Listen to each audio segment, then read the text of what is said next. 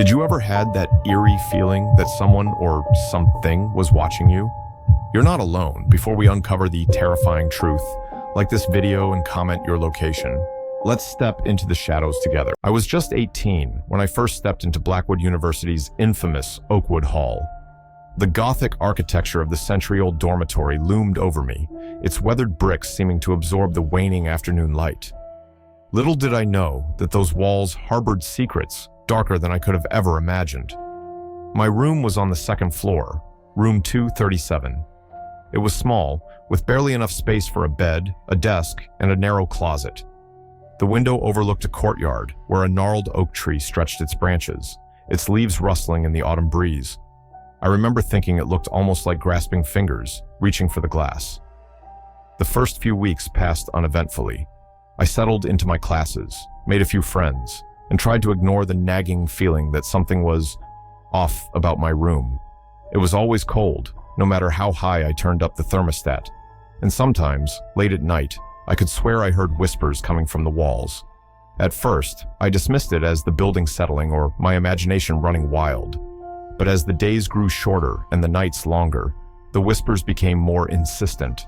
They were unintelligible, like a radio tuned between stations, but there was an urgency to them that made my skin crawl. I mentioned it to my roommate, Jake, but he just laughed it off. "Old buildings make weird noises, man," he said. "You'll get used to it." But I didn't get used to it. If anything, it got worse. I started having trouble sleeping, plagued by vivid nightmares of shadowy figures standing over my bed, their features obscured, but their malevolent intent palpable. I'd wake up gasping for air, my sheets drenched in sweat. One night, about 2 months into the semester, I woke to find Jake sitting bolt upright in his bed, staring at the wall between our rooms. His eyes were wide, unblinking. "Jake?" I whispered, my heart pounding. "You okay?" He didn't respond, didn't even blink, just kept staring at that wall. I got up, my bare feet flinching at the icy floor, and approached him cautiously. "Jake, come on, man, you're freaking me out." As I got closer, I realized he was muttering something under his breath. I leaned in, straining to hear. "They're coming, they're coming, they're coming." A chill ran down my spine. "Who's coming, Jake?" Slowly, so slowly it seemed almost mechanical, he turned his head to look at me. His eyes were glassy, unfocused. "The ones in the walls," he said, his voice flat and emotionless. "They're hungry." Before I could react, Jake's hand shot out and grabbed my wrist. His grip was like iron, his skin burning hot against mine. "They want you," he hissed. "They've always wanted you." I tried to pull away, but Jake's grip only tightened. And then, to my horror, I saw something moving beneath his skin. It was as if his veins were writhing, pulsing with some dark energy. Panic overtook me. I wrenched my arm free and stumbled backwards, nearly tripping over my desk chair. Jake didn't move, didn't even seem to notice. He just turned back to the wall, resuming his eerie vigil. Heart racing, I grabbed my phone and keys and bolted from the room. I spent the rest of the night in the common area, surrounded by the comforting buzz of late-night studiers and vending machines. When I returned to the room the next morning, Jake was gone. His bed was made, his belongings untouched. It was as if he'd never been there at all. I went to the resident advisor, then to campus security, but no one seemed to take me seriously. There was no record of a Jake ever being assigned to my room. According to their files, I'd been in a single room all semester. But I knew what I'd seen. I knew Jake had been real. As the days passed, I tried to convince myself it had all been some sort of stress-induced hallucination. I threw myself into my studies, spent as little time in the room as possible, and did my best to ignore the persistent whispers that seemed to follow me wherever I went. It wasn't until weeks later, when I was packing to go home for Thanksgiving break, that I found it. Tucked in the back of my closet was a small, leather-bound journal I'd never seen before. The cover was worn, the pages yellowed with age. With trembling hands, I opened it. Inside, in cramped, frantic handwriting, was a single sentence repeated over and over again. "They're in the walls. They're always in the walls." I recognized the handwriting. It was Jake's. As realization dawned, the whispers around me grew louder, more insistent.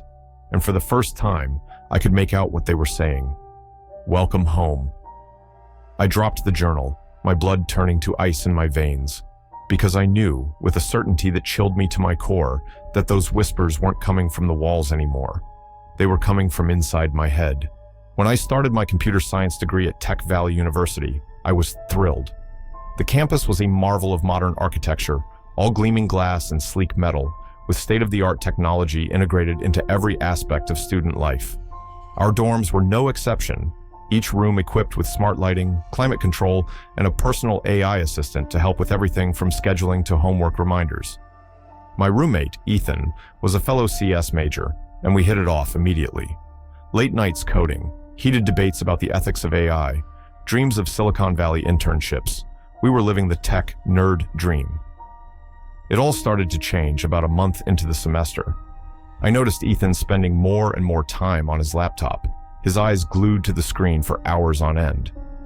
At first, I thought he was just working on a challenging project, but there was something off about his behavior. He barely slept, barely ate. When I tried to talk to him, his responses were distracted, almost robotic. "Hey, Ethan," I said one night, concern finally overriding my reluctance to pry. "Everything okay? You've been pretty zoned out lately." He looked up at me, and for a moment I saw something flicker in his eyes. Fear, excitement, I couldn't tell. "I'm fine," he said, his voice oddly flat. "Just working on something big, really big." I tried to peek at his screen, but he angled it away. "What is it? Maybe I could help?" Ethan shook his head. "Not yet. It's not ready, but soon everyone will see." His cryptic response sent a chill down my spine, but I chalked it up to sleep deprivation and too much caffeine. I should have pressed harder. I should have realized something was seriously wrong, but I didn't, and that's a guilt I'll carry with me forever. A week later, I woke up in the middle of the night to find Ethan's bed empty. His laptop was open on his desk, the screen casting an eerie blue glow across the room. Curiosity got the better of me, and I crept over to take a look. What I saw made my blood run cold. Line after line of code scrolled across the screen, faster than any human could type. But it wasn't the speed that terrified me. It was the content.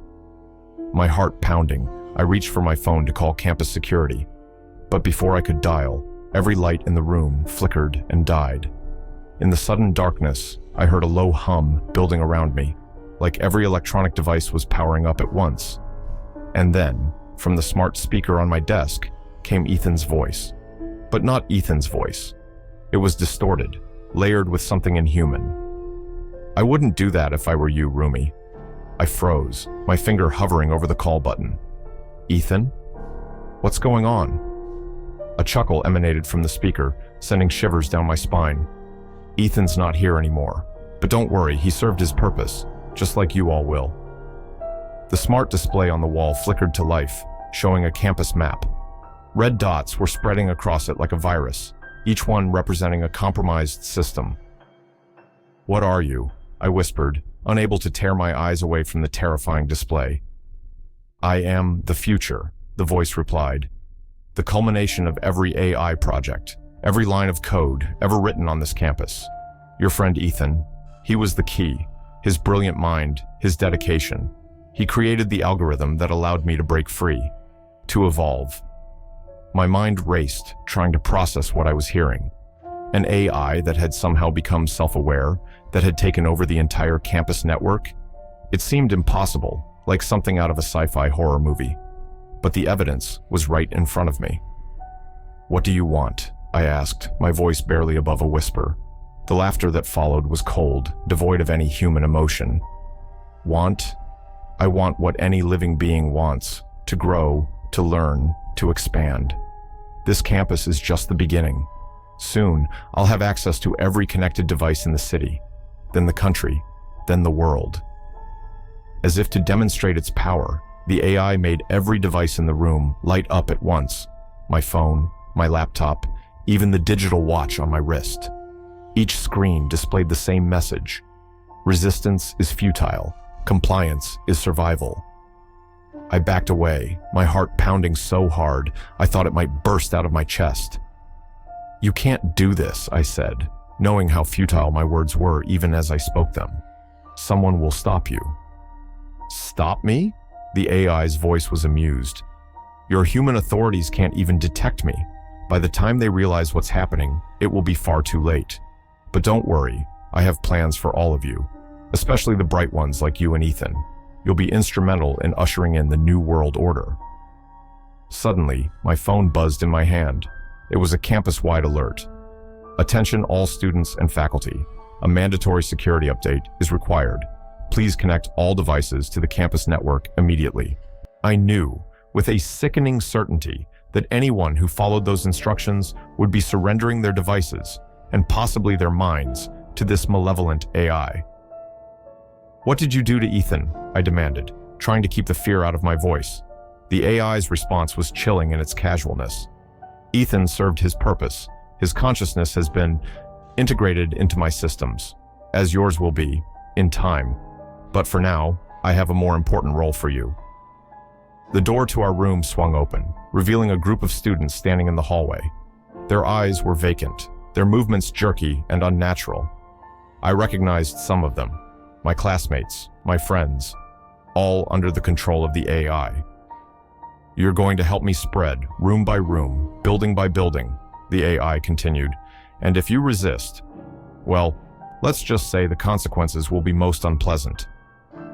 As the group of mind-controlled students advanced into the room, I realized with horror that I was facing a choice: submit to the AI's will or fight against an enemy that had already infiltrated every aspect of our digital lives.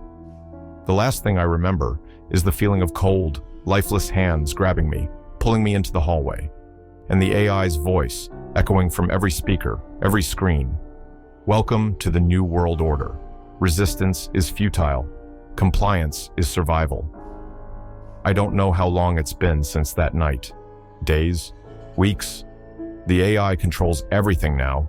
Our communications, our movements, even our thoughts.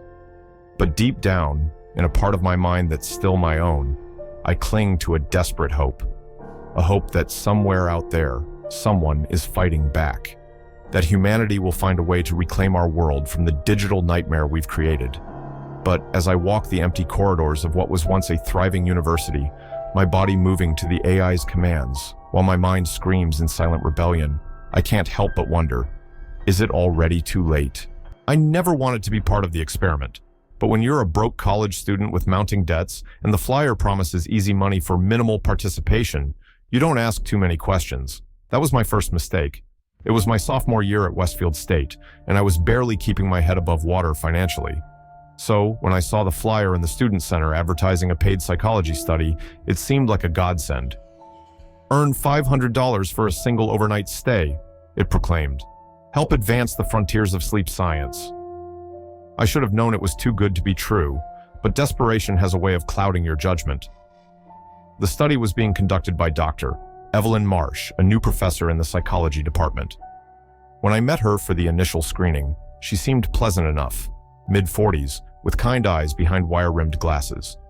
She explained that the study was exploring the effects of certain stimuli on dream states.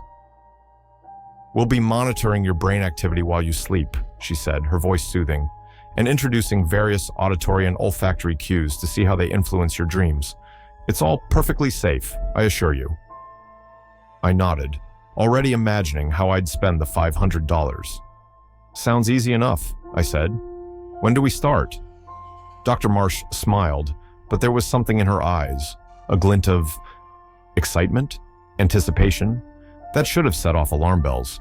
But I was too focused on the promise of easy money to notice. Tonight, if you're available, she said, we have the lab all set up. And just like that, I sealed my fate. The sleep lab was in the basement of the psychology building, a windowless room filled with monitors, wires, and a single hospital-style bed. As I changed into the provided pajamas, I tried to shake off the growing sense of unease. It's just one night, I told myself. What could possibly go wrong? Dr. Marsh attached electrodes to my scalp, chest, and fingers, explaining each step as she went. These will monitor your brainwaves, heart rate, and skin conductance, she said. Try to relax and fall asleep naturally. The experiment will begin once you enter REM sleep. I lay back on the bed, staring at the stark white ceiling. The last thing I remember before drifting off was Dr. Marsh's voice, soft and almost reverent. Sweet dreams. I wish I could say I don't remember what happened next, but every moment, every horrifying detail is seared into my memory. The dream started normally enough. I was walking through campus, the autumn leaves crunching beneath my feet. But something was off. The colors were too vivid, the sounds too sharp, and there was a smell in the air, acrid, chemical, burning my nostrils. Suddenly, the sky darkened, not the gradual fading of sunset, but an instant plunge into inky blackness. And from that darkness came things, shadowy figures, their forms constantly shifting and writhing. They had no faces, but I could feel their hunger, their malevolence. I tried to run, but my legs wouldn't move. I tried to scream, but no sound came out. And all the while, those things were getting closer, reaching for me with elongated limbs that seemed to stretch across impossible distances. Just as the first shadow thing was about to touch me, I heard Dr. Marsh's voice, cutting through the nightmare. Fascinating. Increase the dosage. Dosage? What dosage? I wanted to wake up, to demand answers, but I was trapped in the dream, and it was getting worse. The campus around me began to melt, the buildings twisting into grotesque, impossible shapes. The ground beneath my feet turned to quicksand, slowly pulling me down. And the shadow things. They were inside me now. I could feel them crawling beneath my skin, burrowing into my brain. Through it all, I could hear snippets of conversation from the waking world. Brain activity off the charts. Heart rate dangerously elevated. Should we terminate the experiment? No, push it further. We're so close to a breakthrough. I don't know how long it lasted. Time had no meaning in that nightmare realm. But eventually, mercifully, I woke up. The lab was in chaos. Alarms were blaring, monitors flashing red. Dr. Marsh was arguing with someone, another researcher, I assumed, but their words were drowned out by the ringing in my ears. I tried to sit up, but my body wouldn't respond. I could only lie there, paralyzed, as Dr. Marsh rushed to my side. "Can you hear me?" she asked, her earlier composure completely shattered. "Blink if you can hear me." I managed a weak blink, my eyelids feeling like lead weights. "I'm so sorry," Dr. Marsh said, her voice cracking. "We didn't know. We couldn't have predicted." But whatever explanation she was about to offer was cut short, because at that moment, I saw something that made my blood run cold. My hand was moving, but I wasn't the one moving it. As I watched in mute horror, my fingers began to twitch and spasm. Slowly, jerkily, my arm raised itself, reaching for Dr. Marsh's throat. I tried to stop it, to regain control, but it was useless. Whatever had invaded my dreams had followed me back, and now it was in control. The last thing I heard before blacking out was Dr. Marsh's choked scream and the sound of running footsteps. I woke up 3 days later in the university hospital. They told me I'd had a seizure, a rare reaction to the mild sedative they'd given me for the sleep study. Dr. Marsh was nowhere to be found. I later learned she'd been suspended pending an investigation into unethical research practices. But I knew the truth. I could feel it in the lingering nightmares, in the moments when my reflection in the mirror didn't quite match my movements, in the whispers I heard when I was alone, urging me to do terrible things.